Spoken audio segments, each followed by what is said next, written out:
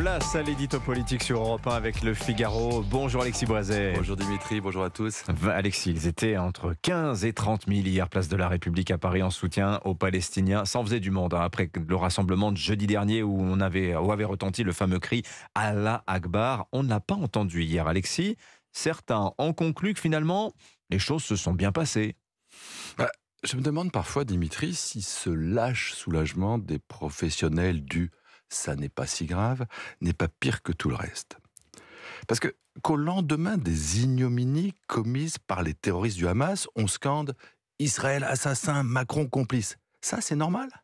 Que les organisateurs de la manifestation d'hier soir osent qualifier de crimes de guerre ces atrocités infligées à des nourrissons, des vieillards, des femmes, pour le seul motif qu'ils étaient juifs, ça ne dérange personne. Alors que 30 de nos compatriotes, dont on parle bien peu, soit dit en passant, viennent d'être massacrés en Israël, alors que d'autres sont retenus en otage, que des milliers de personnes viennent crier à Paris leur soutien aux assassins et aux ravisseurs, ça mériterait peut-être qu'on s'inquiète un tout petit peu. Que dans le même temps, Jean-Luc Mélenchon accuse ignoblement Yael Braun-Pivet, la présidente de l'Assemblée, je cite, de camper en Israël pour encourager le massacre, de camper en Israël pour encourager le massacre. Pourquoi dit-il ça? Parce qu'elle est de confession juive, peut-être? Voilà qui pourrait susciter un tantinet d'émotion. Mais non, on s'habitue, on banalise. Je ne sais pas si vous avez vu ce qu'a répondu un manifestant de la place de la République à la journaliste du Figaro, qui l'interrogeait hier.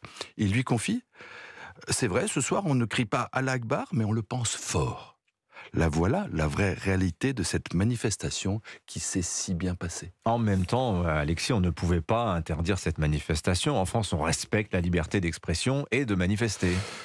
Certes, et c'est heureux, dans nos démocraties, ces libertés fondamentales sont garanties. Sauf s'il y a trouble à l'ordre public. Et depuis jeudi soir, depuis que ce cri Allah Akbar a été repris par des centaines de personnes, il me semble à l'évidence que ce trouble est constitué.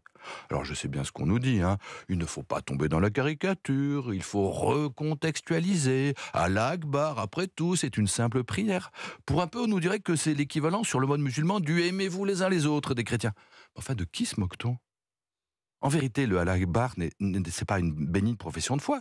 Cette prière est une déclaration éminemment politique qui justifie toutes les conquêtes.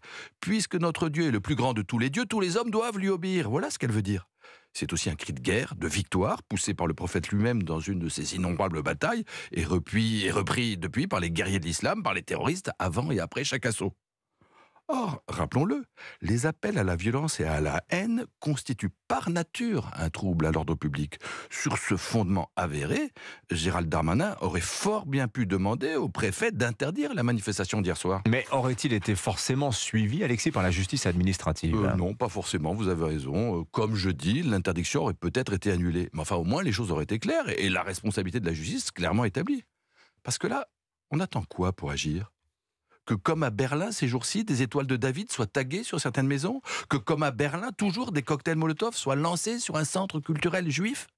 Que comme à Barcelone, ces jours-ci aussi, les manifestations pro-palestiniens s'en prennent un hôtel au motif que son propriétaire est un riche Israélien? C'est ça qu'on attend. Mais on va la voir.